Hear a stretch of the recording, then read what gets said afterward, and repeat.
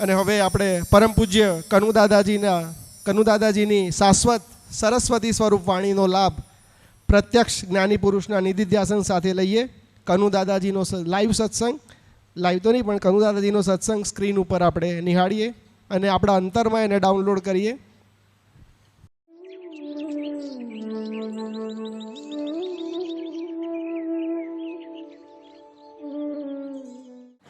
એ આપનું એક વાક્ય છે કે હ્યુમન બોડી એ મોટામાં મોટી ફર્ટાઇલ લેન્ડ છે, બહુ જ મોટી. એનું કારણ કે આ શરીર આ માટી છે ને, અને દાદાએ પૂતગલ માટી કહી. હું મારો અનુભવ દાદાને એક એક પ્રાણમાંથી શીખ્યો છું. એક એક પ્રાણ એમનો મારો શબ્દ પ્રાણ હતો. એ શબ્દ સ્વરૂપે મારે લેવો જ નથી. મારો પ્રાણ એ એમનો આપણે ઘણી વખત કહીએ છીએ ને, અનુભવ એક જ છે બેવનો. ખોખા નોખા છે. ખુરશી તેની તે જ છે, બેસનારા બદલાયા. બરાબર, એ તો દસ્તુર છે.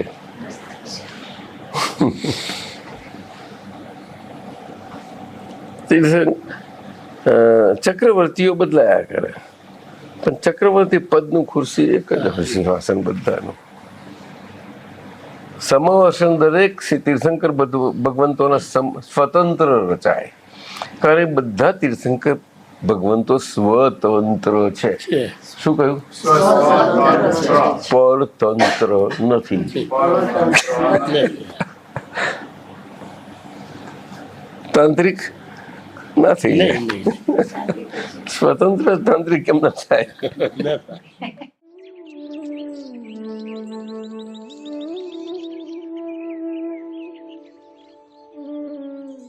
હું એમ કઉ છું કે આ અનુભવ પદ એવું છે પોતાનું આત્માનું, આપણું શુદ્ધાત્માનું, તે હું શુદ્ધાત્મા છું, એ હું અહીંયા છું અને આજ્ઞાધારી છું. તો વ્યવહાર દ્રષ્ટિથી હું છું, તે મારો વ્યવહાર દ્રષ્ટિનો કનુભાઈનો વ્યવહાર તે 1963 થી હું જે રહ્યો, આજે 2006 છે, આટલા વર્ષોથી એવી રીતે રહ્યો. ક્યાં ક્યાં ફર્યો છું, જેટલો જ પ્રસંગો બધા આવ્યા, બધા પ્રસંગોમાં અને પ્રસંગોમાં નથી આવ્યો સાથે પણ એ બધામાં બધે પ્રેર થઈ ગયો. કોઈ જગ્યાએ પ્રેરમાં મને કોઈ રોક્યો નહીં, કોઈ રોકી શક્યું નહીં. આમ તમને બધાને લાગે કે રોકવાનું અને રોકવાના પ્રયત્નો ને પ્રસંગો મને એ કોઈ નથી લાગતો, મને મારા પોતામાંથી. That's it. આજે બધા મોટા પુરુષોને આજ બન્યું છે. મહાવીર ભગવાનને 12.5 વર્ષના તપસ્યાના કાળમાં બન્યું છે. કૃષ્ણ ભગવાનની હોલ લાઈફમાં બન્યું છે. સાહેબ રમેશજી, પણ કોણ કૃષ્ણ ભગવાનને ઓળખી શક્યું? બતાવો. Right up to the such a fierce war. બોલો, right on the war. Who understood? Wait, Rameshji. That's it. Right on the wall. Why 2-3 times Krishna Bhagwan himself has to rush to show his state? It was not his effort to show. It was a natural flow of such a great state, beautiful, that such laws cannot recognize. બોલો, કેટલી ભાષામાં કયા શબ્દોમાં કહીએ? બોલો રમેશભાઈ, બોલો ને, તમે આપ સમજાવો મને. મને સમજાવતું નથી અનુભવને. હવે હું કરું છું, મારા જાણવાની બહાર હું રહી શકતો જ નથી. એમાં મારો ગુનો શું છે? અને હું જાણવાની બહાર રહી શકું એવું મારી સ્થિતિ જ નથી રહી. કોઈ લાખ પ્રયત્ન કરીને મારા જાણવાની બહાર ખેંચવા જાય તો હું નહીં રહી શકું. રસિકભાઈ સમજણ પડે? સાહેબ, હવે જાણવાનું જયારે કહું છું ત્યારે તમારા બધા સાથે હું જોવાના સ્વરૂપે ના હોઉં એ કેવી રીતે બની શકશે? બતાવો મને. બોલો. જયારે વાણીના વ્યવહારમાં હોઉં તો વાણીના ઉપયોગથી ના હોવું એ કેવી રીતે બની શકશે? એ બેન પ્રશ્ન પૂછે, આ પૂછે, તમારી જોડે વાતો નથી કરતા અમે? અમને પૂછ્યું? શું તમને બધા નથી જાણતો? બોલો. સાહેબ પૂછે, 11 વર્ષથી મારી સાથે ફરે આ વસંતભાઈ આટલું જાણે? બોલો. તરુબેન બોલ. વર્ષો છે આપણા, દરેકના વર્ષો ગયા છે. બધાને લાગે છે કે મારા વર્ષો ગયા છે, કે હું આમ આટલો છું ને આમ આટલો થયો છું. રાઈટ? બધાને ગૌરવ થયું મને દાદા મળ્યા છે, તો ગૌરવ રાખો. મને એવું નથી, જરાય નથી. અમે હંમેશા કહ્યું છે, મારી પાસે બધા અનુભવ છે, છતાં મને એ નથી રહ્યું. દરેકે પોતાની ભૂલ પોતે જોવાનો રાઈટ છે. કોઈની ભૂલ કોઈ બતાવે એવો કોઈને રાઈટ નથી. તમે જ મને કહો આ સિદ્ધાંતમાં ગલત કહું છું? બોલો ને. મારી ભૂલ હોય તો બતાવો. વસંતજી બોલાવો. બોલ, મને સમજાવી કહી દેજો. જો એક જણ બીજાની ભૂલ બતાવી શકતો હોય તો મને કહેજો. રસિકભાઈ કહો, પોઈન્ટ કરે તો. દાદા ભગવાન કોણ છે? દાદા ભગવાન કોણ એ સમજવું જ હોય રોહિત, બેલા, તો દાદા ભગવાન વેરીલી આપણે પોતે જાતે જ છીએ. You understand? સમજાય? આપણે પોતે જ છીએ, એ આપણું સ્વરૂપ છે. આપણે પોતે જ છીએ. આ જ આપણો અનુભવ છે, અને આજ આપણી કમાણી છે, આજ આપણું જીવન છે, અને આજ લાવો છે આ જીવનમાં માણી લેવાનો. જો આટલું સમજીને પકડી લઈએ આપણે આ જ્ઞાન પ્રાપ્તિમાં, તો કામ થઈ ગયું. બસ દાદા ભગવાન જો સમજવું જ હોય તો. હવે આ વાત દાદા ભગવાને સ્વયં પોતે શબ્દ સ્વરૂપે એમના જ શબ્દોમાં જયારે નીકળી, ત્યારે એ શબ્દોમાં જયારે કોઈ નીકળ્યું હોય ને એમના શબ્દો આજે પણ રળકતા હોય અહીંયા આગળ, તો લોકોને કેટલા સુંદર લાગે. મને કહો રોહિત, તમને કેટલું સુંદર આપણે કાનમાં જાય તો. આ જેમને સાંભળ્યા છે બધાને ગમે, કારણ કે બધા એમને બહુ એ કર્યા કરે છે. દાદા દાદા દાદા બહુ કર્યા કરે છે. દાદાએ કહ્યું તું શબ્દમાં નથી, દાદાએ પોતે કહ્યું છે. અને છતાં એ શબ્દ ને શબ્દના બહારના દાદા જુદા જ હતા. અને એમાં બહુ સુંદર સમજાયું છે. બધી રીતે એમના પોતાનું સ્વરૂપ એટલું સુંદર સમજાયું છે. જો એમનું સ્વરૂપ યથાર્થ પકડાય તો શબ્દ ને શબ્દાતીત બે એવા સરસ પકડાય એવા છે. એવા સુંદર પકડાય તો જ આપણું સ્વરૂપ આપણને સારી રીતે પકડાશે. નહીં તો નહીં પકડાય, તમને. અને અહીંયા આગળ આપણે શબ્દમાં ચલાઈ ગયેલા દાદાને શબ્દથી એમનાથી નીકળી શક્યા નહીં, શબ્દના દાદામાંથી બહાર. ના આપતા પુત્રો નહીં શીખ્યા, કોઈ મહાત્મા ના નથી શીખી શકતું. એટલે હું બહુ વારંવાર કહું બધાને, આજ્ઞા ધમ પર આવી જાઓ. ના હોય તો એટલીસ્ટ 9 કલમો સંભાળી લો તમારી. એના પ્રતિક્રમણો કરો ને. તમે નવરાશ કેમ મળે? તમને આ શ્વાસ ચાલે છે, શ્વાસમાં નવરાશ કેમ મળે છે? મને તો એ જ સમજાતું નથી. ભૂપેન્દ્ર ગમે તેવો હશે, રિટાયર પોતાને માનતો હોય, ગમે તેમ હોય, પોતાની હોશિયારી હોય, ગમે તેટલું હશે, નવરાશ કેમ નહીં મળી? અમારે 63 થી આજ સુધી ગયું, અમે એમ જ રહેલા છીએ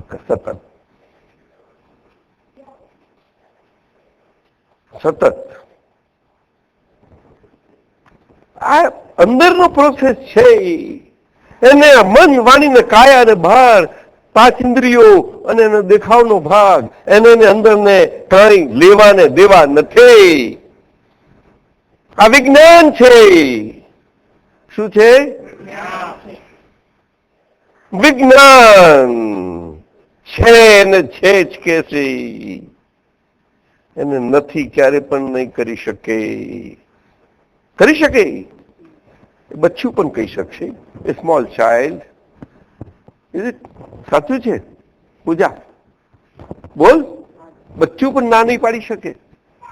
અને નથી એને નથી જ કહેશે, એને નથી ન છે ક્યારે પણ નહીં કરી શકે. આ બચ્ચું પણ ના તમને એ શીખવશે. આજના બચ્ચાને મા બાપોએ શિક્ષણ આપવાની જરૂર જ નથી. આજના બચ્ચા મા બાપને શિક્ષણ આપશે. મને આવું સમજાય. હંમેશા જ્ઞાની અને જ્ઞાનીની ભાષા એ મૂક અને સંજ્ઞા એટલી સુંદર હોય છે, એ જુદી જાત હોય છે, એ ના પકડાય તમને બધાને. એ બહુ રેર બનશે. કોણ પકડશે? રમેશ? એને જીભો કામ નહીં કરે. જીભ એને શબ્દો નહીં જોઈએ. નજર મળશે તો કામ છે. બસ આ મુશ્કેલી છે બધી. જો આપણે જે બધા દાદાને મળ્યા શું પ્રત્યક્ષ, જો પ્રત્યક્ષ મળ્યા છીએ અને પ્રત્યક્ષ નથી મળ્યા, જો બહુ કેવો ફરક પડે છે. હું એમ નથી કહેવા માંગતો કે નથી મળ્યા તે કોણ શું કેવી રીતે, એટલે કે નથી મળ્યા એટલે જેમને મળ્યા છે એમનું મહત્વ વધારવા એવી રીતે વાત જરાય નથી કરતો. મહેરબાની કરીને એ અર્થમાં ન લો. પરંતુ દાદા ભગવાનના ઉપર હું વાત કરવા માંગુ છું કે દાદા ભગવાનની સમજ, ઓળખ અને હૃદયની રુજુતા આ સમજવાની જરૂર છે. આપ સમજ્યા રમેશભાઈ? સમજો. એ હૃદય હોય છે તો દાદા ભગવાનને જેમને પ્રત્યક્ષ નથી મળ્યા એમને પણ આજે પ્રત્યક્ષ થઈ જશે. પરંતુ જો લિંક સ્વરૂપે જ્યાં એ લિંક સ્વરૂપનો ભાગ દાદાનો હશે, એમનાથી જેમને એનું અનુસંધાન થઈ શકતું હોય એ અનુસંધાનથી થાય તો અનુસંધાન મેં કહ્યું. અનુસંધાન કોને ક્યાંથી કેવી રીતે થઈ શકે મને કહો. અનુસંધાન કનેક્શન કેવી રીતે કરી શકો? એને એ કલાકના વગરનું થઈ શકતું જ નથી. એ કઈ એવું નથી કે મિકેનિકલી થઈ શકે. રસિકભાઈ સમજાય? આ મિકેનિકલી નથી યાર. રમેશભાઈ સમજાય? લિંક શબ્દ અહીંયા કહ્યું. દાદા ભગવાને પોતાનું સ્વરૂપ સમજાયું. દાદા ભગવાન કોણ અને એને સમજવું પડશે. જ્ઞાની પુરુષ અનુપમ અજોડ હોય છે. કયા અર્થમાં? એમને એવું નથી કહેવાનું મતલબ કે બીજું કોઈ હોઈ શકે જ નહીં. એ આટલા બધા દીવડા પ્રગટી શકે છે એ બધા જ્ઞાની થાય છે. પરંતુ એ દીવા પ્રગટ્યા છે એટલે કે જ્ઞાની સ્વરૂપે દીવા પ્રગટ થયા. પછી દીવા પ્રગટ થઈ અને એમને પ્રત્યક્ષ થવાનું એમના માટે એ એમને પાસે આવ્યું. હવે સમજાયું કે નહીં? હવે આટલી પ્રગટ ને પ્રત્યક્ષની વાત સિમ્પલ સાદી છે. એટલામાં આટલા વર્ષો નીકળ્યા વાળા જુઓ. દાદા 88 ગયા છે, 2006 શું બને જોઈ લેજો રમેશભાઈ. બધા મહાત્માઓની પાસે આમ તો સદીઓ ગઈ છે અને આપણે ઇતિહાસો શીખીએ છીએ, એમબીઓ કરીએ છીએ, ડિગ્રીઓ ડોલરો કમાયા અમેરિકા બધા જ. રાઈટ મહેન્દ્ર? બોલો. જિંદગીઓ અત્યારે બધા અહીંયા કઈ ભારત ના આ બધી વાતો કરીએ છીએ. બોલો. આ જીવન ચાલી જાય છે, આમ વહેણ નીકળતું જાય છે, એમ જાય છે, પણ એની વેલ્યુ સમજજો. દાદા ભગવાન કઈ એવા નતા કે કોઈને કામમાં ના લાગે. એની ગિવન પોઈન્ટ ઓફ ટાઈમ, કોઈ પણ સમયે એવા હતા. તો સમજો આ કારણે વિશે બોલો વસંત. શું આ તો શું કર્યું? જવાબદારી ક્યાં ગઈ? બોલો બોલો. આપને પુત્ર સુધારવાની કઈ વાત કરવાની છે? હું એમ પૂછું છું. એટલે મન વાણીને કાયા જવાબદાર છે એમ કહેવા માંગુ છું. એ કોને? તો કે પોતાને જ. કોને? આટલી કોણ સમજ્યું? મુકુલ સમજાયું? આમાં શું ખોટું હતું કે દાદાએ કોઈને એમને મિલિટરીથી તો કહ્યું નથી ને, એમને આર્મી રૂલ તો આપ્યો નથી ને. બોલો, એમને હાથમાં કંઈક કેટલું સુંદર આપ્યું છે, બધી ક્રિયાઓમાંથી બહાર કાઢ્યા. ક્રમ વિજ્ઞાન આપણે તો શાબ્દિકમાં જઈ આપણી જે ફિલ્ડ ના હોય એમાં જઈને ઉડતું બધું એ થઈ જાય, એવું થઈ જાય. ગંભીર વાતો, સ્યાદ વાદ અને કાન જે છે તે જે શબ્દાતીત છે તે શબ્દમાં લાવી તમે અહીંયા જગતને નહીં પહોંચી વળી શકો. અને આજે કેવા કેવા સ્વરૂપે જાય છે, પુસ્તક થાય, આ થાય, તે થાય. કંચન ક્યાં છે? કંચનભાઈ સમજો થોડાક. હા કરો છો તો સમજો, શબ્દો હવે સમજો. દ્રષ્ટિ આંખો છે, વ્યવહારથી આપી છે, કેવું કામ કરશે સમજો. કાન હા તે બધું સમજાય છે તો પછી સમજો તમારી વેલ્યુ.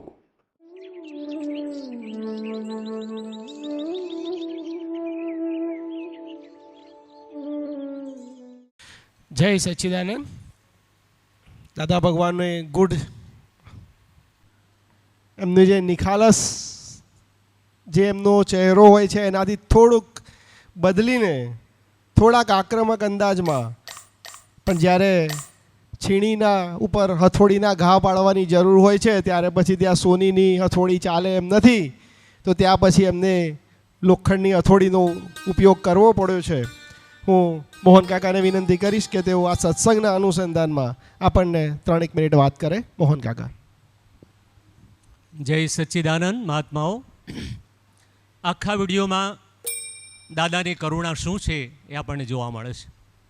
આ કડીકાળમાં જ્ઞાની પુરુષને કોણ માપી શકે? દાદાની આંખોમાં નિરંતર જે પ્રેમ અસ્ખલિત ધારા વહેતી હતી એને આપણે જોઈ છે. જ્ઞાની પુરુષના વ્યવહારને જોવાનો નથી, કારણ કે વ્યવહાર દરેકનો અલગ અલગ હોય છે. જ્ઞાની પુરુષના જ્ઞાનને જોવાનું છે. જ્ઞાની પુરુષ એ જગત કલ્યાણના માટે વિચર્યા છે ને વિચરી રહ્યા છે. અને આ ચર્મ ચક્ષુથી આપણે કેવી રીતે માપી શકીએ? જ્ઞાનીને પણ વ્યવહાર છે, પણ એ વ્યવહાર કરે છે એ કરતાપણાથી નથી કરતા, એ નિકાલી ભાવે કરે છે. આપણી દ્રષ્ટિથી જ્યારે જ્ઞાનીને માપવા જઈએ ત્યારે આપણે પોતે માપાઈ જઈએ છીએ. દરેક મહાત્માને અનુભવ છે કે દાદાએ જેમને જ્ઞાન આપ્યું છે એ જ્ઞાન પછી તમારી પરિણતિ શું છે, તમારામાં તમારા સ્વરૂપને જ્ઞાન મળ્યા પછી તમારી આંતરિક પરિસ્થિતિ શું છે. એ જ્ઞાની પ્રત્યે આપણે અહોભાવ, એમના પ્રત્યે સમર્પિતતા, આજ્ઞાંકિતતા એમને એમ આવે છે. પણ કળિયુગના માણસો જ્યારે જ્ઞાનીની ખોડ કાઢવા જાય, એના વર્તનને જોવા જાય ત્યારે કેટલા ભાવ એને રખડવું પડશે એ જાણી શકતા નથી. આખા પ્રસંગમાં દાદાએ નિર્ભીક રીતે પોતાની વાત કરી છે કે પોતાના અનુભવોમાં એમને આ જગતની કરુણાને, આ જગતના લોકો કેમ કરીને જ્ઞાનને પામે, પોતાના સ્વરૂપમાં સ્થિત થાય, એ જ જગત કલ્યાણની ભાવના એમને અવિરત ઝંખી છે. કેટલાક અભાગી લોકો એ જ્ઞાનીની કરુણાને ભૂલી જાય છે. એ જગત કલ્યાણની એમની ભાવના છે એને જુદી રીતે જીવે છે. અને ત્યારે આ જગતમાં આ જ્ઞાની પ્રત્યેની અદેખાઈ, એના પ્રત્યેના કંઈક ભેદભર્યા ભાવો નિર્માય છે. છતાં પણ દાદાની કરુણા એ કદી પણ ઓછી થતી નથી. આપણે નિમિત્ત તરીકે એ જે એમણે આપ્યું છે, એમણે આપણને આ ભવભવની ભટકામણમાંથી જ્ઞાનના માર્ગે સ્થિત કર્યા છે, એ કંઈ ઓછું નથી. એટલે આ પ્રસંગે દાદાના વ્યવહાર થકી નહીં, એમણે આપણને જે જ્ઞાન આપ્યું છે, આપણી પ્રત્યે જે સમર્પિતતા આપણે એમણે વ્યક્ત કરી, એના પરિણામ સ્વરૂપે આપણી આંતરિક શક્તિ જે એમણે આપી છે એ આપણને પ્રત્યક્ષ છે. તો જ્ઞાનીની એ કરુણાને આપણે જો ન ભૂલીએ તો જ આપણે એક મહાત્મા તરીકે આપણે સાર્થક થઈએ. એમના ચરણોમાં સમર્પિત થઈ અને આ અક્રમ વિજ્ઞાન દાદા ભગવાને જે આપ્યું છે અને જેને ભાવિ તીર્થંકર તરીકે એમણે નવાજ્યા છે, એવા જ્ઞાની પુરુષને આપણે શું ખોડ કાઢનારા? એ તો નિરંતર કરુણા અને પ્રેમને વસનાર અમિત ધારા છે. તો આ પ્રસંગે આપણે એમને આપણા પ્રત્યે જે અહોભાવ બતાવ્યો છે એને નતમસ્તકે એને અંગીકાર કરી અને એક મહાત્મા તરીકે જ્ઞાનીની કરુણાને અંતર્ગત આપણે પૂજ્ય ભાવ રાખીએ, એ જ આ પ્રસંગનો સાર છે. ખૂબ ખૂબ ધન્યવાદ. જય સચ્ચિદાનંદ. જય સચ્ચિદાનંદ. મોહન કાકાએ સમયની મર્યાદામાં ખૂબ અદ્ભુત વાત આપણી સમક્ષ મૂકી છે. જ્ઞાની પુરુષની આત્માને સ્પર્શેલી ચૈતન્ય વાણી એ આત્મજાગૃતિનો માર્ગ બતાવે છે. તેમની સરસ્વતી રૂપી વાણી તૂટેલા મનને સજીવન કરી શકે છે. તેને તૂટેલા મનને પણ આત્મજાગૃતિ તરફ દોરી જાય છે. જેઓ જગતને દોષિત જોતા નથી તેવા કેવળ પ્રેમ સ્વરૂપ જ્ઞાની પુરુષની પ્રેમ અને કરુણાને વ્યક્ત કરતું એક પદ, જેના શબ્દો છે કેવળ પ્રેમની જીવતી મૂર્તિ. જયમીનભાઈ ગવડાવશે અને આપણે સૌ કનુદાદાજીના આપણા તરફના, મોહન કાકાએ જે વાત કરી તે આપણા તરફના પ્રેમના અનુભવને ઝીલતા ઝીલતા આ પદને ઝીલીશું. પદ છે કેવળ પ્રેમની જીવતી મૂર્તિ. જયમીનભાઈ.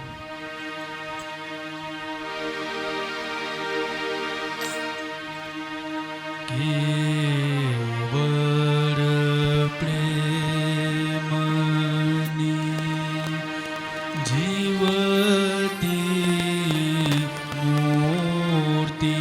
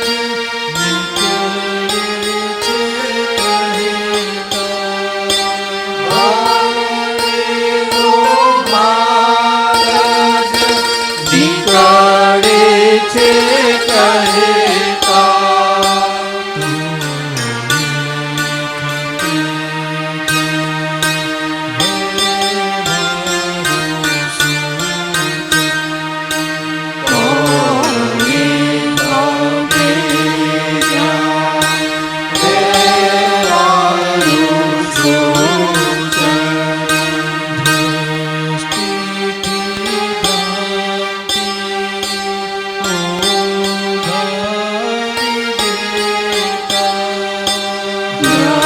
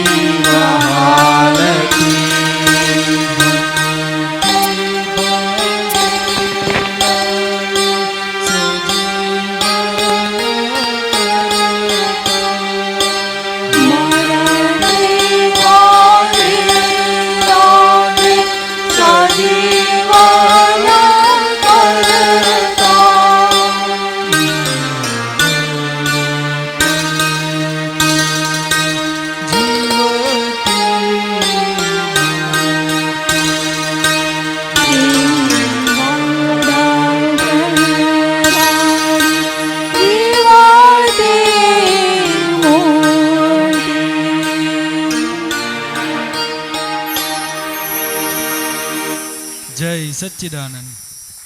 જય સચ્ચિદાનંદ. જયમીનભાઈ 2020 રમી શકે છે પણ ટેસ્ટ પણ રમી શકે છે. જોરદાર મ્યુઝિકની રિધમ સાથે પણ એ ગાઈ શકે છે ને એકદમ સાયલેન્ટ પદ.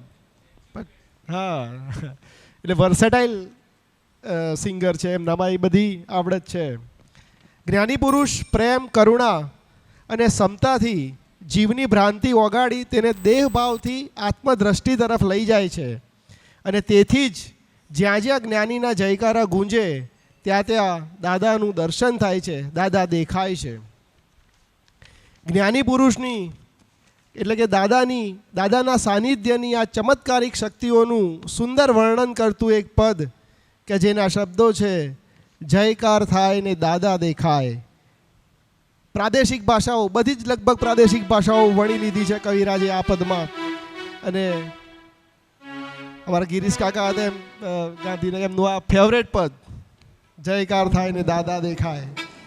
જયમીનભાઈ ગવડાવશે અને દાદાનું સાનિધ્ય અનુભવતા આપણે આ પદને ઝીલીએ. જયમીનભાઈ, જયકાર થાય ને દાદા દેખાય.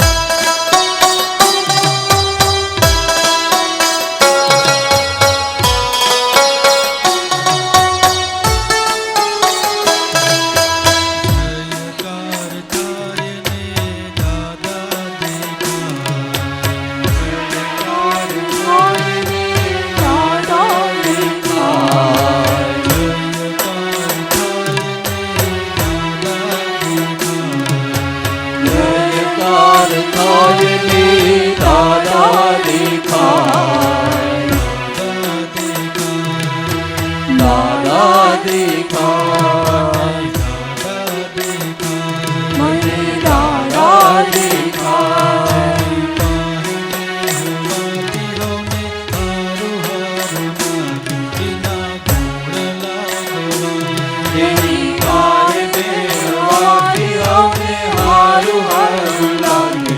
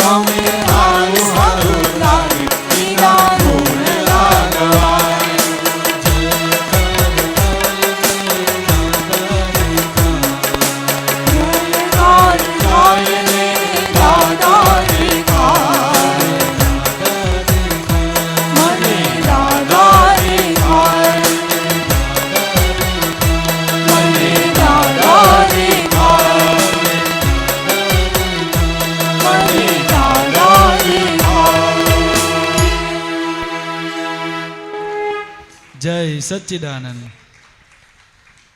જય સચ્ચિદાનંદ. દાદાની પ્રત્યક્ષ હાજરીનો અનુભવ કરાવે એવું આ પદ જયમીનભાઈએ રજૂ કર્યું છે. દાદાજીનું સાનિધ્ય જ એવું છે કે તેમની સામે ઇન્દ્રિયો પણ ભલે પોતાના સ્વભાવમાં રહીને પણ સખણી રહે. ઇન્દ્રિયો પણ કે જે લૌકિક વાતોમાં જ ડૂબેલી રહેતી હોય એ પણ અલૌકિક આત્મપુરુષના ગુણલા ગાતી થાય. મન પ્રસન્ન થાય, બુદ્ધિ સવડું વિચારે, ચિત્ત એકાગ્ર થાય, અહંકાર ઓગળવા લાગે. કેટલું સુંદર વર્ણન કવિરાજે તમામ ઇન્દ્રિયોને લઈને કર્યું છે. ક્રોધ, માન, માયા, લોભ અને છેવટે ભગવાન થવા માટે શું કરવું પડશે? તો આ જ ભગવાનના ગુણલા ગાવા પડશે. એવી અદ્ભુત વાત આ પદમાં રજૂ કરી છે. અને એટલે જ આજના આ કૃતજ્ઞતા અભિવ્યક્તિ પર્વ પર આપણે કૃતજ્ઞતાપૂર્વક આપણા જ્ઞાની પુરુષ, આપણા જ્ઞાત પિતા કનુ દાદાજી અને દાદા ભગવાનને વંદન કરીએ. આજે આપણી પાસે ઘણા બધા ઓથેન્ટિક કહી શકાય એવા પુસ્તકો છે. અને આ પુસ્તકો એ માત્ર શબ્દોનો સંગ્રહ નથી, પણ તે વિચાર, સંસ્કાર, પ્રેરણા અને ખાસ તો અનુભવોનું જીવંત દર્પણ છે. કારણ કે અનુભવ વગરના શબ્દો એ ખોખલા છે. અને આવું જ એક પુસ્તક કે જેનું વિમોચન આપણે આજે કરવા જઈ રહ્યા છીએ, તે પુસ્તકનું નામ છે અક્રમ પરિશો. જ્ઞાની પુરુષ કનુ દાદાજી સાથેના અંગત સંસ્મરણો. પુસ્તકના લેખક, અને આમ લેખક શબ્દ તો વાપરવો કદાચ નાનો લાગે, એના કરતાં એ પુસ્તકના અનુભવક કહીએ આપણે, કે જેને એ પુસ્તકમાં રહેલા અનુભવોને અનુભવ્યા છે અને આપણી સાથે વહેંચ્યા છે, એ છે આપણા ભગીરથભાઈ પટેલ. સંઘના અત્યાર સુધીના ઘણા બધા પુસ્તકો તૈયાર થયા છે. અને આ બધા જ પુસ્તકો આમ જોવા જઈએ તો કેળવાયેલા લેખકોના હાથે લખાયા છે. દાદાની વાણીનું સંકલન કર્યું હોય, કોઈક આપણા અમીન સાહેબના પુસ્તકો હોય, અત્યારે મોહન કાકા જે પુસ્તકો લખી રહ્યા છે, આ બધા સાહિત્યના પ્રખર માણસો કહેવાય. અને એ આ દાદાની વાણીને શબ્દને આપી રહ્યા છે. અને આ બધા જ પુસ્તકો બહુ જે જોડણીની ભૂલો વગરના લોકો દ્વારા લખાઈ રહ્યા છે. પરંતુ ભગીરથભાઈએ જે પોતાની વાણીમાં જે અનુભવ દાદા સાથેનો છે, 3 વર્ષ કનુ દાદા સાથે અને 3 વર્ષ દાદા ભગવાન સાથે અને 13 વર્ષ કનુ દાદા સાથે, 33 વર્ષ કનુ દાદા સાથે, એ અનુભવને એમને શબ્દદેહે આપણી બધાની સાથે શેર કર્યો છે. અને એમાં દાદાજીની ઓરિજિનલ સુવાસ એટલા માટે છે કે એ એમને જાતે અનુભવ્યા છે અને જાતે જ લખ્યા છે. એટલે હિસ્ટ્રી છે ને એ પ્રથમ પુરુષમાં લખાય તો એ વધારે સાર્થક અને વધારે યથાર્થ બની રહે. નહીંતર પછી શું છે, પછીથી લખનાર તો એમાં થોડું પોતાનું મસાલો ઉમેરે છે. એટલે જ્યારે જેને અનુભવ કર્યો છે એ જ પોતે એ લખે છે, ત્યારે એ ખૂબ ઓથેન્ટિક પુસ્તક બની જાય છે. સરસ મજાનો શબ્દ પસંદ કર્યો છે, અક્રમ પરિશો. પરિશો શબ્દનો અર્થ જૈન દર્શનમાં બહુ મહત્ત્વનો છે, જેનો અર્થ છે જીવનમાં આવતા દુઃખ, કષ્ટ, પ્રતિકૂળતાઓ એનો સંભાવથી અને ક્ષમતાથી જાગૃતિ જાળવી રાખી અને એને આધ્યાત્મિક શક્તિ કેળવી અને એનો નિકાલ કરવો. તો સૌ પ્રથમ આ પુસ્તકના વિમોચન માટે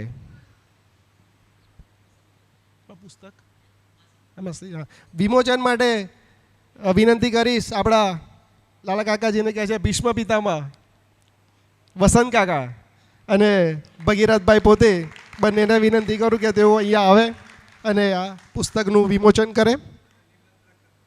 હા, અને નિમંત્રકમાંથી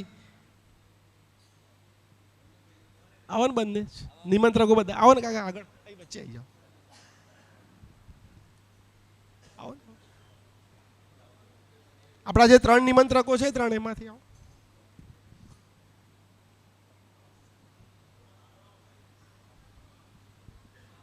વચ્ચે જાઉં તો પેલું ફોટામાં સરસ આવે.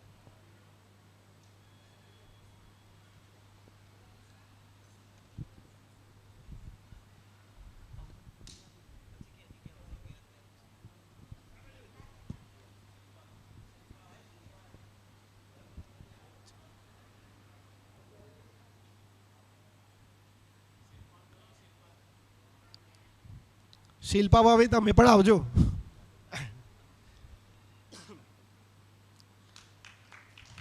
બહુ સરળ ભાષામાં લખાયેલું પુસ્તક છે. કોઈ જ અલંકારિક ભાષાનો આમાં પ્રયોગ નથી. એમાં 3-4 જગ્યાએ ભગીરથે લખ્યું છે કે ભાઈ હું ખેડૂત છું એટલે મારી ભાષામાં મેં આ પુસ્તક લખ્યું છે. અને હવે ભગીરથભાઈ તમે ઊભા જ રહેજો. એમને આપણે વિનંતી કરીએ કે આ પુસ્તક લખવાની એમને પ્રેરણા ક્યાંથી મળી. આ બધા સંસ્મરણો જે એવા કોઈ 1-2 સંસ્મરણો પણ આપણી સમક્ષ એ દાદા સાથેના વાગોડે કે જે આ મહાત્માઓને વ્યવહાર અને નિશ્ચય બંનેમાં કામ લાગે. ભગીરથભાઈને આપું છું. જય સચ્ચિદાનંદ. આ એક તો અક્રમ પરિષદ શબ્દ, જેમ ચિરાગભાઈએ કહ્યું એમ પરિષદ શબ્દ મેં દાદા જોડે સાંભળેલો કે જે બીજાના કલ્યાણ માટે પોતાની અંદર એને બળતરા થાય છે, કેમ કરીને સામાવાળાનું કલ્યાણ થાય. એટલે આ મહાપુરુષને કેમ કરીને બીજાનું કલ્યાણ કરવું. મેં દાદાજીનું ઘણી વખત જોયું છે. મારા પપ્પાને હું કહેતો હતો કે વિચારે વગર જ બોલે. અબુધ દશા કહે છે ને એકચ્યુઅલી એવી કે ભગીરથ ચલો આપણે હવે યુરોપ જઈશું, આને મળીશું. ઘડીકમાં કહે છે કે ચલો આપણે અમેરિકા અહીં જઈશું, આને ત્યાં મળીશું. દાદાને કહું દાદા આના વિઝા જોઈએ. એટલે એમને એવો બ્રહ્માંડી વિચાર જ હોય. એટલે હું એમને કહું જ્યારે આવું કંઈ દેખાડું તો મને કહે ભગીરથ આપણે તો બ્રહ્માંડના સ્વામી કહેવાઈએ. મેં કીધું દાદા પણ વ્યવહારમાં તો આપણે પણ વિઝા લેવા પડે. સ્વામી તો ખરા પણ વિઝા લીધા વગર આપણને કોઈ ત્યાં જવા ના દે. એટલે આ અક્રમ પરિષદ શબ્દ એ રીતે આપણે મુકાયો હતો. આનું જો ખરેખર ક્રેડિટ જતું હોય તો આપણે સુરતના કિંતલ દલાલ, જેણે આ કિંતલ દલાલ અહીંયા જ છે, જો આ પાછળ આ ગેટ ઉપર ઊભો રહ્યો ભાઈ આપણે વકીલ. હવે એ વારંવાર મને કહે કે ભગીરથભાઈ કંઈક લખો. આપણે જેમ કૃપાળુદેવના ભક્તોએ કૃપાળુદેવ માટે એટલું બધું લખ્યું છે કે જેથી કરીને આજે જ્ઞાની પુરુષ કેવા હોય અને જ્ઞાની પુરુષના દર્શન થકી આપણને શું લાભ થાય અને એની અનન્યતાનું શું ઇમ્પોર્ટન્સ છે. એ જો એમના ભક્તોએ જો એ લક્ષણો, બહારના લક્ષણો, અંતરની દશા તો આપણે સમજી શકીએ કે ના પણ સમજી શકીએ, પણ બાહ્ય દશાના એમના પૂદગલિક વર્ણનોથી પણ જ્ઞાની પુરુષ સહેજે સમજાય એવા છે. તો એ ચોપડીથી ઘણા બધા લોકોને જ્ઞાની પુરુષ કેમ છે તેમ સમજાયા છે. તો આપણે પણ કંઈક લખીએ તો આગળની પેઢીઓને કામમાં લાગશે. તો કુદરતી મારે આ લખવાનું એ રીતે થયું કે હું તો બહુ 8મા 9મામાં ભણતો હતો ત્યારથી દાદા જોડે 1 to 1 હતું. તો એ મને કહેતા કે તારા બધું લખવું, ક્યાંક નોંધવું. જોકે મેં પાછળથી નોંધવાનું શરૂ કર્યું હતું અને પછી મારી જોડે એક આધ્યાત્મિક ડાયરી, દાદાએ ઘણા બધા લોકોને કહ્યું હશે કે તમે તમારી આધ્યાત્મિક ડાયરી બનાવજો, પણ મેં બનાવેલી. તો એમાં સ્થળ, તારીખ અને વાત બધી એ વખતે જેમ છે હું નોંધતો. અને પછી એ નોંધી અને આ લારે લખવાનું શરૂ થયું. હવે એના બીજા એક વડીલ આપણા રાજેશભાઈ લાકડાવાલા, એ વખતે આ કન્સ્ટ્રક્શનનું કામ ચાલતું હતું. તો રાજેશભાઈને મારે કહેવાનું થાય કે રાજેશભાઈ આજે તો 50 પાના લખ્યા, આજે 70 બીજા લખ્યા. એટલે ફૂલ સ્કેપ પાના એટલા બધા લખાતા હતા. હું રાત્રે સૂઈ જાઉં, પછી 2 કે 3 વાગે મને જાગણ લાગે અને પછી હું આ લખતો. અને એટલું સ્પીડી લખાતું હતું કે જેટલા વિચારો મારા જે અંદર આવતા હતા એ રીતે હું લખી નહોતો શકતો. એટલું ફ્લોમાં ચાલતું હતું. એ લખ્યું, બધું લખાયું, મેં મારા ફ્રેન્ડને મોકલ્યું. મારો ફ્રેન્ડ શીતલ છે મુંબઈમાં. તો એણે આ વાંચ્યું ને મને કહે છે કે મારે હું જ આનું ટાઈપિંગ કરીશ. તો એને ટાઈપિંગ કરતાં પણ એને ગજબના અનુભવો થયા. પછી હવે એને ફોર્મલી એક પ્રિન્ટ આઉટ કઢાવ્યું અને ફોર્મલી પ્રિન્ટ આઉટ રાજેશભાઈને આપ્યું. રાજેશભાઈને એટલું બધું ગમ્યું કે એમણે બીજા બધાને પણ એ ચોપડી ફેરવી અને બીજા બધાને બહુ જ એને લાભ થયો હતો. કારણ કે છેક નાની ઉંમરથી લઈ આપણે સ્કૂલમાં ગયા, લગ્ન કર્યા, છોકરા થયા, ખેતી ચાલુ કરી અને છેક સુધીનું દરેક સ્ટેપમાં જે જે વખતે દાદાએ મને જે પણ કંઈ પર્સનલ ટકોરો કરી હોય એ બધું જ આમાં લખ્યું છે. એટલે દરેક ઉંમરના લોકોને આ ચોપડી કામમાં લાગશે. મારા ફ્રેન્ડ ઘણી વખતે કહે છે કે તમારે એક વસ્તુ પુસ્તકની જોડે જોડે કહેવી કે તમારી જોડે 4 થી 5 કલાક હોય ને તો જ આ ચોપડી ખોલજો. કારણ કે એક વાર તમે ખોલશો ને ત્યારે તમે બંધ નહીં કરી શકો. કારણ કે સિક્વન્શિયલ એટલું બધું છે કે તમને આમાં લાગશે કે હવે નેક્સ્ટ શું છે, નેક્સ્ટ શું છે એમ. એટલે આ એની હિસ્ટ્રી છે. અરે હું બધાને કહીશ કે તમે પણ આ વાંચજો. ભાવેશભાઈએ બી 5 કલાક સળંગ આ ચોપડી વાંચી હતી અને આંખો ભીની થઈ ગઈ હતી. તમને પણ કનુ દાદાના વ્યવહાર વિશે, કારણ કે આપણે બધું જાણતા હોઈએ ઘણી વખતે, કે શાસ્ત્રોમાં ઘણી વખત ઉલ્લેખો હોય કે ભાઈ આપણને આના પરીક્ષાઓ આવી, આ છે તે છે. તો પરીક્ષાઓ શું આવી એના આધારે માણસ નથી ઓળખાતા, પણ એ પરીક્ષાઓમાં કઈ રીતે એને એ સિચ્યુએશન હેન્ડલ કરી અને એની આંતરદશા શું છે એના આધારે એ મહાપુરુષ છે કે એ નક્કી થાય છે.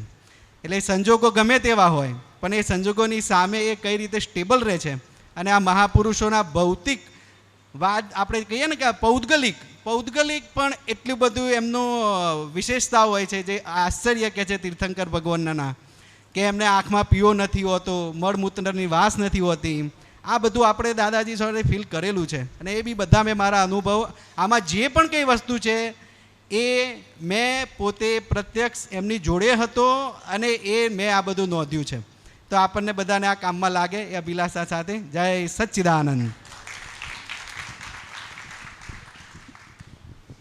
ખૂબ સરસ વાત કરી ભગીરથભાઈએ. કેટલાક આમ તો ઘણા બધા પોઈન્ટ્સ મેં આ પુસ્તકમાંથી ઉતાર્યા છે, પણ હવે સમય એટલો બધો નથી.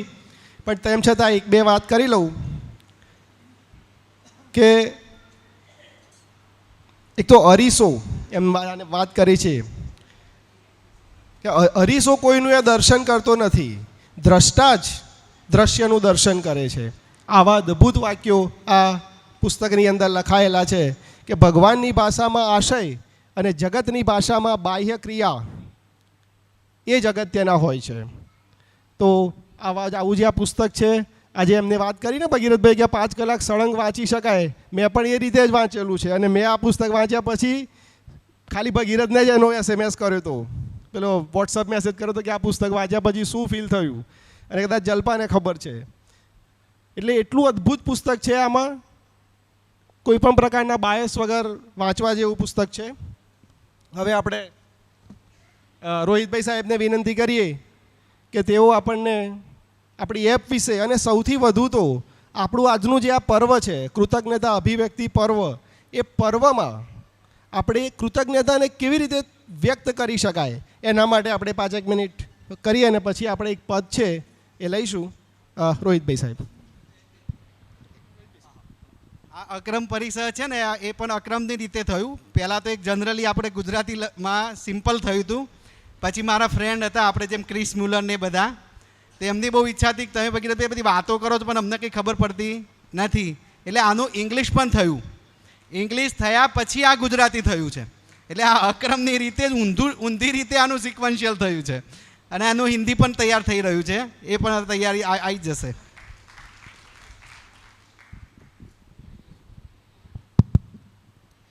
જય સચ્ચિદાનંદ. આપણે કૃતજ્ઞતા અભિવ્યક્તિ પર્વત માટે અહીંયા બધા ભેગા થયા છીએ. કૃતજ્ઞતાનો અર્થ શું થાય? આપણે બધા સામાન્ય અર્થ જાણીએ છીએ કે કૃતજ્ઞતા એટલે શું, કે આપણા ઉપર કોઈનો ઉપકાર હોય તો આપણે એને વ્યક્ત કરીએ, બરાબર ને? પણ આ દુનિયામાં 2 જણનો ઉપકાર ચૂકવવો એ ખૂબ ભારે છે, અને એમાં તો 1 જણનો ઉપકાર તો ચૂકવવો લગભગ ઇમ્પોસિબલ છે. એમાં સૌથી પહેલાં આવે આપણા મા બાપ. એમનો ઉપકાર ચૂકવવા માટે આપણને ઘણો બધો મોકો મળે છે, માટે આપણે એમનું ઘણું બધું કદાચ થોડું ઘણું ઋણ ચૂકવી શકીએ છીએ. પણ જ્ઞાની પુરુષ મોક્ષદાતા એક એવા છે કે જેમનું ઋણ ચૂકવવા માટે કદાચ આ ભવ નહીં પણ કેટલાય ભવ ઓછા પડે આપણને. એટલે જ્ઞાની પુરુષનું ઋણ ચૂકવવું એ લગભગ ઇમ્પોસિબલ છે. પણ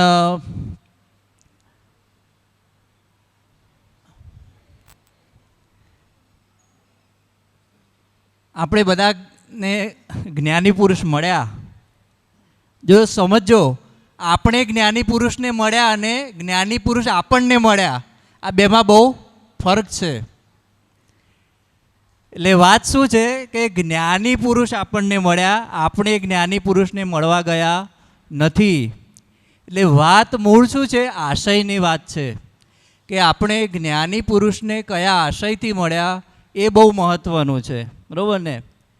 હંમેશા મારો અનુભવ એવો છે કે આપણે દ્રષ્ટાંત સાથે વાત કરીએ તો આપણને વાત જલ્દી ફિક્સ થાય છે, ફિટ થાય છે, બરાબર ને?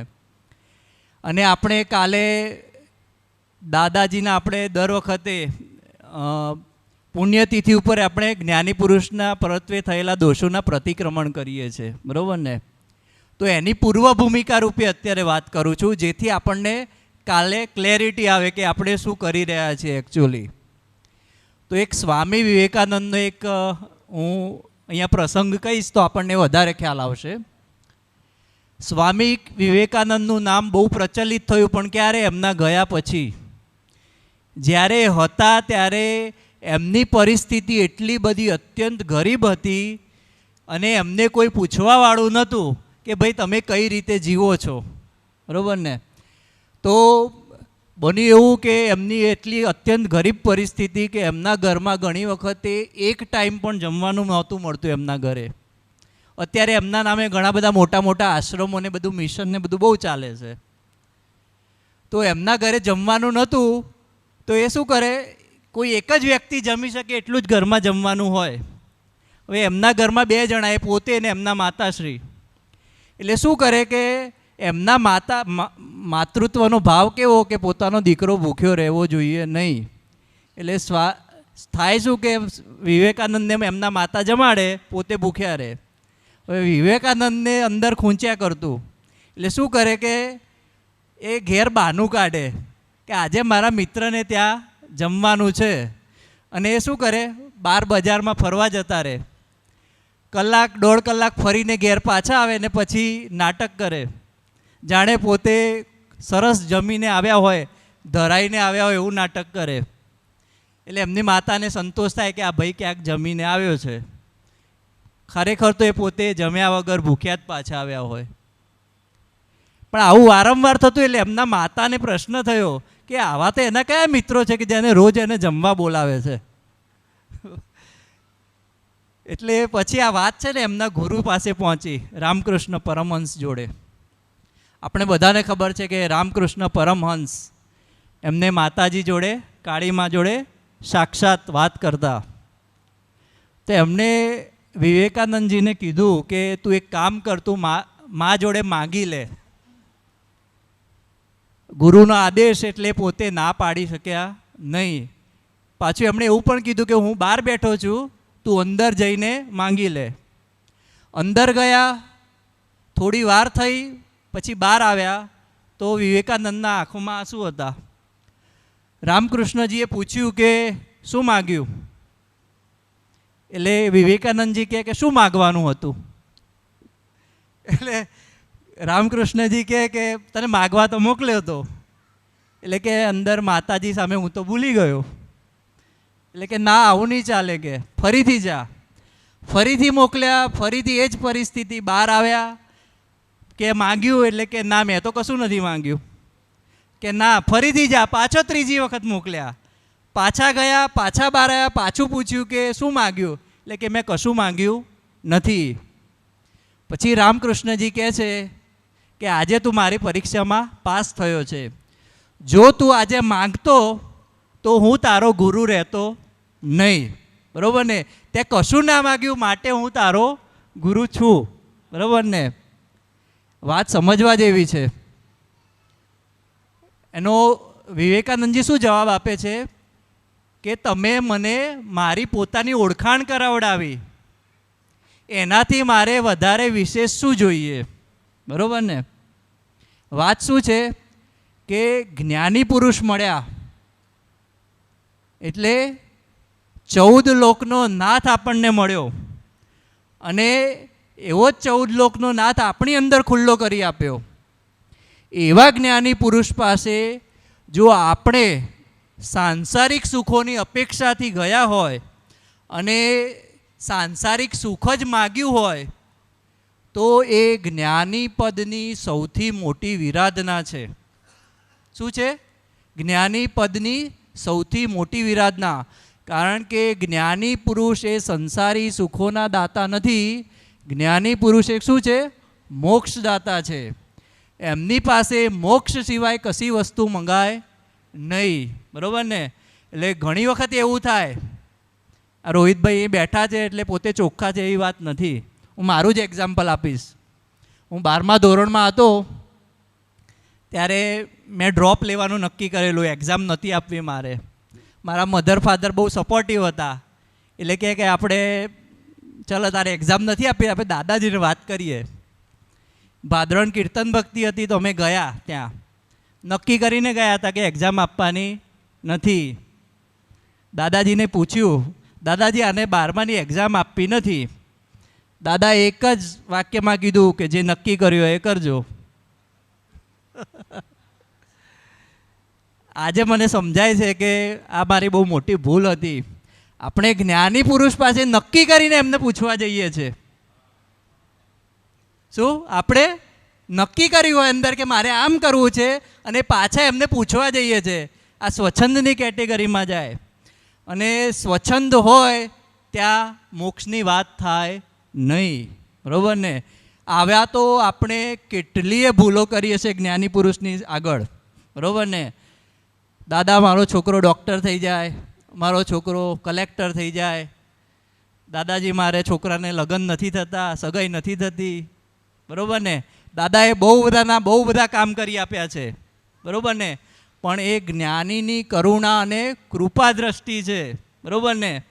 આપણી જોડે 1 કરોડ રૂપિયા હોય તો આપણે કઈ રીતે વાપરવા એ આપણી કેપેસિટીની વાત છે, બરાબર ને? બેંકમાં કરોડ રૂપિયા પડ્યા હોય તો આપણે 50 લાખની ગાડી લેવા જઈએ તો પેલો શોરૂમવાળો ના પાડે નહીં, બરાબર ને? એમ આપણું પુણ્યનું બેલેન્સ હોય અને આપણે જ્ઞાની પુરુષ પાસે જઈને કહીએ કે મારે છોકરાને સાહેબ ડૉક્ટર બનાવવો છે. દાદા કે સારું, ડૉક્ટર બની જશે. ચેક કોનો વટ્યો? આપણો વટ્યો. જે પુણ્ય આપણા મોક્ષ માર્ગ માટે વપરાવવું જોઈએ એ પુણ્ય ક્યાં વપરાઈ ગયું? સાંસારિક સુખોની પાછળ વપરાઈ ગયું, બરાબર ને? આવા તો આપણે કેટલી પ્રકારની જ્ઞાની પુરુષ પ્રત્યે ભૂલો થઈ હશે, બરાબર ને? એટલે મોક્ષદાતા પાસે સાંસારિક સુખની અપેક્ષાથી જવું અને સાંસારિક સુખની માગણી કરવી એ જ્ઞાની પદની સૌથી મોટી વિરાધના છે, બરાબર ને? એટલે આ ટાઈપના અનેક પ્રકારના આપણે દોષ થયા હોય તો આપણે કાલે એનું પ્રતિક્રમણ કરીશું, બરાબર ને? એટલે આપણે આટલી વાત કરીએ અને બીજું આગળ આપણે આપણી કૃતજ્ઞતાની વાત કરવો હોય કે આપણે જ્ઞાની પુરુષ માટે શું કરી શકીએ. તો સૌથી વસ્તુ મોટી શું છે કે જ્ઞાની પુરુષના અંતરાશય મુજબ જીવી જવું એ સૌથી મોટો એમની કૃતજ્ઞતા માટેનું આપણે પેબેક જેટલું મેક્સિમમ કરી શકીએ એ મેક્સિમમ કરવા માટેનો સૌથી મોટી કન્ડિશન શું છે? એમના અંતરાશય પ્રમાણે જીવી જવું. એટલે જે આપણે 1% કે 2% એમનું વળતર આપણે કંઈક આવું ચૂકવી શકીએ તે સૌથી મોટું આ છે, બરાબર ને? બીજી વસ્તુ એવી છે કે આપણી કેપેસિટીમાં આપણે જ્યાં ફિટ થઈ શકતા હોઈએ એવી જગ્યાએ આપણે આ સંઘને કામ લાગીએ પણ એમની કૃતજ્ઞતાનો શું છે એક પેબેક કહેવાય, બરાબર ને? બહુ મોટું તો યોગદાન ના કહેવાય પણ જે આપણે 0.0001% જે પણ થાય એવું, બરાબર ને?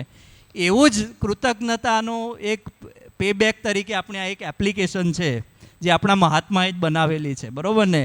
અને એનો આપણે ઘણા બધા મહાત્માઓ આપણે લાભ લઈ રહ્યા છે એનો. તો એ પણ શું છે? એક કૃતજ્ઞતાનો એક અભિવ્યક્ત કરવાનો એક રસ્તો છે, બરાબર ને? તો આપણે ઋત્વિજભાઈએ બનાવી છે ને, એમને ખૂબ મહેનત કરીને આપણને આ એપ બનાવી છે ને એના ઉપર આપણે સત્સંગને બધાનો બહુ લાભ લઈએ છીએ, બરાબર ને? તો બધા એમને ખૂબ ખૂબ આશીર્વાદ આપજો અને એમને થેન્ક યુ કહેજો, બરાબર ને? એમને તો દાદાજી માટે આટલું કામ કરી લીધું. હવે એ એપની અંદર છે ને થોડા અપડેટ્સ આવ્યા છે, આપણે અપડેટની વાત કરીએ.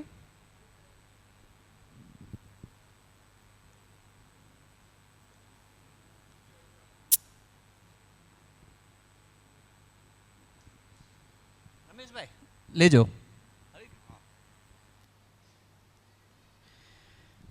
રેગ્યુલર એપમાં બધી અપડેટ આવ્યા કરે છે.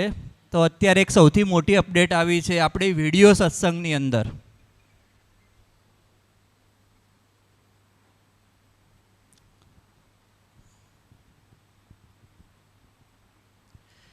તો પહેલાં આપણને ખબર છે કે આની અંદર જે આખું આ ડેશબોર્ડ છે આખું ગ્રાફિકલી ચેન્જ કર્યું છે.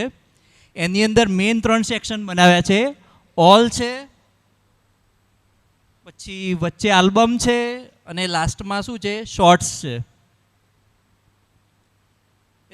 ઓલની અંદર અહીંયા એડ કર્યું છે કન્ટિન્યુ વોચિંગ. એટલે તમે જો કોઈ જૂના વિડીયો જોયા હોય અને અધૂરો રહી ગયો હોય અને તમને યાદ ના હોય કે મેં કયો વિડીયો જોયો હતો, તો એ વિડીયો તમને અહીંયા દેખાશે. લાસ્ટ જે તમે જેટલા પણ વિડીયો જોયા છે ને કન્ટિન્યુ વોચિંગમાં, એટલે તમે જ્યાંથી પણ અટક્યા હોય ત્યાંથી પાછું ચાલુ કરી શકશો. પછી હાઇલાઇટ્સ છે, પછી લેટેસ્ટ રિલીઝ છે. જે નવા સત્સંગ અપલોડ થશે ને અહીંયા દેખાશે લેટેસ્ટ રિલીઝમાં, એટલે તમને ખબર પડશે કે કયા નવા સત્સંગ અપલોડ થયા. પછી આ બધા ઓલ આલ્બમ છે, બરાબર ને. હવે તમારે બીજા ઓલ આલ્બમ જો ડાયરેક્ટ જોઈતા હોય તો અહીંયા ઉપર એક ડ્રોપ ડાઉન મેનુ છે. એ ડ્રોપ ડાઉન મેનુમાં આપણને આખું આ લિસ્ટ આપેલું છે, બરાબર. ત્યાંથી ના જોવું હોય તો આ વચ્ચેનું ટેબ છે આલ્બમ કરીને, ત્યાં આપણને નાના ચોરસમાં દેખાતું હતું પહેલાં, એની જગ્યાએ આખું લિસ્ટ આવી ગયું છે. દાદા ભગવાન વિડીયોઝ, કનુ દાદાજી વિડીયોઝ, સિમંદર સ્વામી, આરતી, હિન્દી સત્સંગ, ઇંગ્લિશ, બરાબર ને. મોર વિડીયોઝ છે તો અહીંયા પણ બધા વિડીયો છે જ, બરાબર ને. પણ સૌથી વધારે એક ઇન્ટરેસ્ટિંગ ફ્યુચર છે આ શોર્ટ્સવાળું. આપણને ઘણી વખત એવું થાય કે આખો દાદાજીનો 1 કલાકનો વિડીયો, એમાંથી 5 મિનિટનો આપણને સત્સંગ બહુ ગમી ગયો, એ આપણે સેવ કરવો છે. તો એ કઈ રીતે થાય બતાવું છું. સપોઝ આપણે આમાંથી કોઈ પણ એક સત્સંગ પ્લે કરીએ.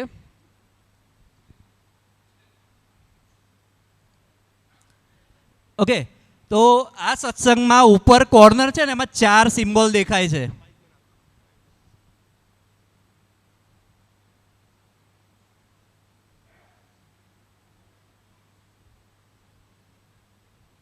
ઉપર કોર્નરમાં 4 સિમ્બોલ દેખાય છે. એમાં એક કાતર જેવો સિમ્બોલ દેખાય છે.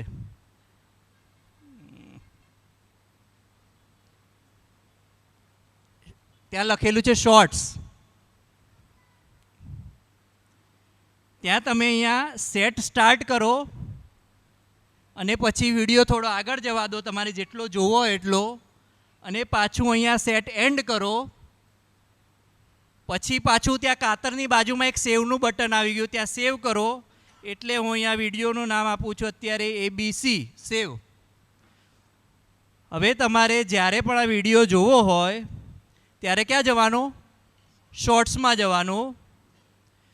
તો આ જે માય શોર્ટ્સ છે એમાં જો ABC કરીને વિડીયો આવી ગયો, અને એ વિડીયો તમે અહીંયા પ્લે કરશો તો તમે જેટલી સેકન્ડ કે જેટલી મિનિટનો વિડીયો સેવ કર્યો હશે એટલી મિનિટનો એ વિડીયો તમે ફરીથી જોઈ શકશો, બરાબર ને. તો આ બહુ મસ્ત ફ્યુચર છે. આપણને ઘણી વખત એવું થાય કે દાદાજીનો આ સત્સંગ આટલો 5 મિનિટનો ભાગ બહુ મસ્ત છે, આટલું મારે સેવ કરી દેવો છે.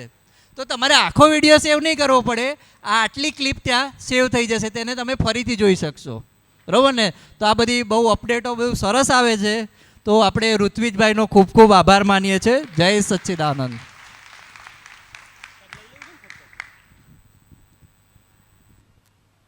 ખૂબ સરસ રોહિતભાઈ સાહેબે બહુ સરસ રીતે આપણને કૃતજ્ઞતા અભિવ્યક્તિ પર્વ અને કૃતજ્ઞતા એટલે શું એની વાત કરી. હવે છેલ્લે આપણે જસુભાઈ રચિત એક પદ, જેના શબ્દો છે અજનબી એક ઘટના. આમ તો આપણને હું કોણ છું નો જે ભેદ પાડી આપ્યો એ જ એક અજબ ગજબની ઘટના છે. એ ઘટના વિશે જસુભાઈ સાહેબે ખૂબ સરસ પદ લખ્યું છે. જયમીનભાઈ આપણને ગવડાવશે, આપણે ઝીલીશું અજનબી એક ઘટના.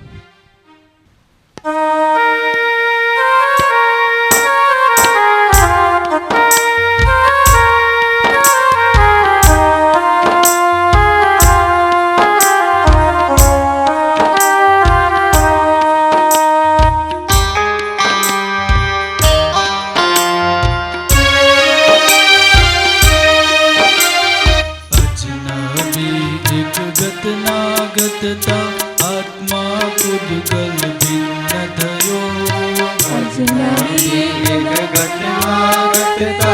આત્મા પૂદગલ ભિન્ન થયો. હું ને મારો ભેગો હતો તે છૂટું થતા ગત સ્ફોટ થયો. હું ને મારો ભેગો હતો તે છૂટું થતા ગત સ્ફોટ થયો.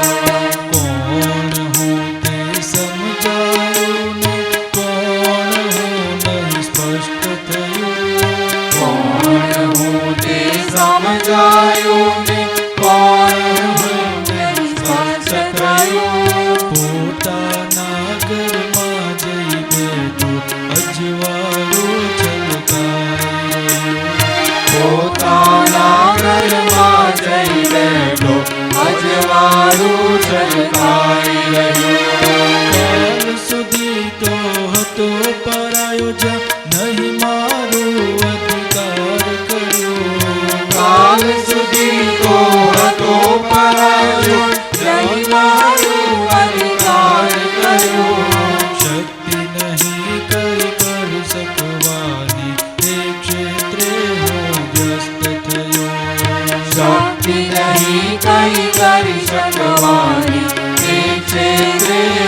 વ્યસ્ત થયો.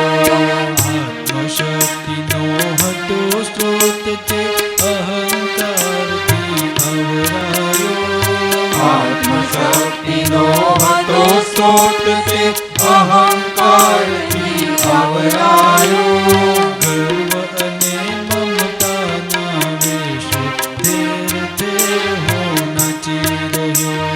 ગર્વ અને મમતાના વેશે ઠેર ઠેર હું નાચી રહ્યો.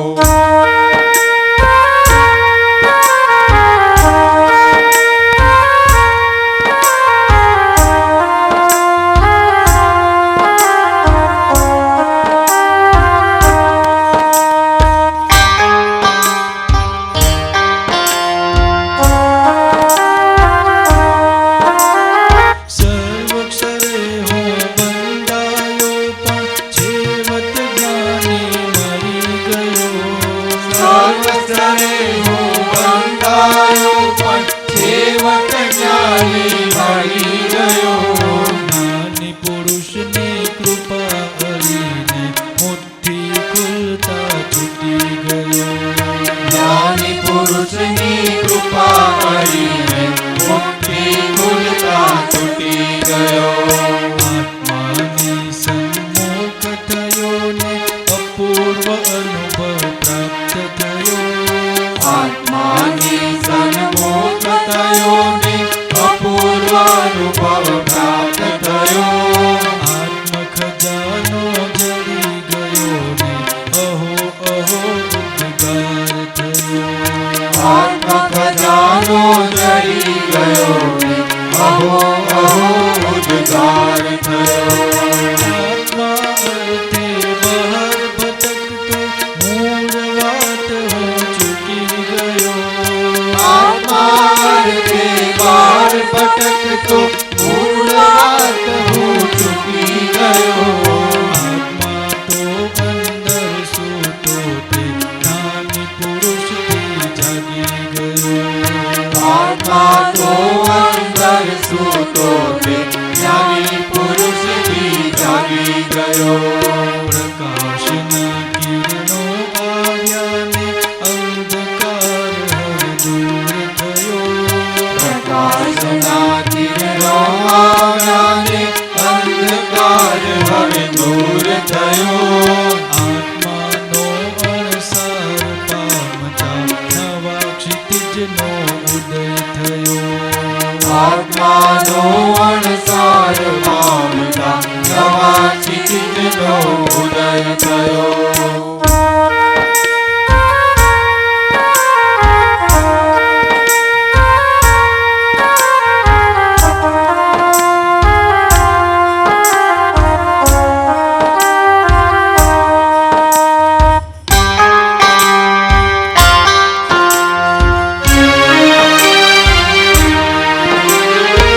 હું કોણ છું એ સમજાતા હવે નવો પુરુષાર્થ થતો. હું કોણ છું એ સમજાતા હવે નવો પુરુષાર્થ થતો. અર્થહીન જે ક્રિયા હતી ત્યાં નવા અર્થનો યોગ થયો. અર્થહીન જે ક્રિયા હતી ત્યાં નવા અર્થનો યોગ થયો. આજ સુધી લૌકિકમાં રમ્યો હવે અલૌકિક અર્થ મળ્યો. આજ સુધી લૌકિકમાં રમ્યો હવે અલૌકિક અર્થ મળ્યો. જ્ઞાની પુરુષથી મર્મ મળ્યો ને પરમ અર્થમાં સરી ગયો. જ્ઞાની પુરુષથી મર્મ મળ્યો ને પરમ અર્થમાં સરી ગયો. સાધન સર્વે સંગ બનતા મૂળ સાધ્યનો લક્ષ્ય થયો. સાધન સર્વે સંયક બનતા મૂળ સત્યનો લક્ષ્ય થયો. દેહધારી પરમાત્મા મળ્યો ત્યાં જ હવે હું હરી ગયો. દેહધારી પરમાત્મા મળ્યો ત્યાં જ હવે હું હરી ગયો. કરવાનું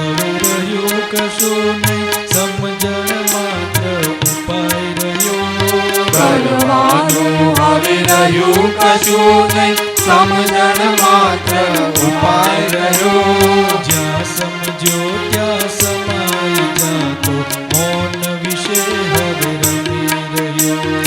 જ્યાં સમજો ત્યાં સમાઈ જાતો, મૌન વિશે હવે રમી રહ્યો. પરોક્ષનો ઉપકાર અર્યો ને મૂળ માર્ગ હવે મળી ગયો. પરોક્ષનો ઉપકાર અડ્યો ને મૂળ માર્ગ હવે મળી ગયો.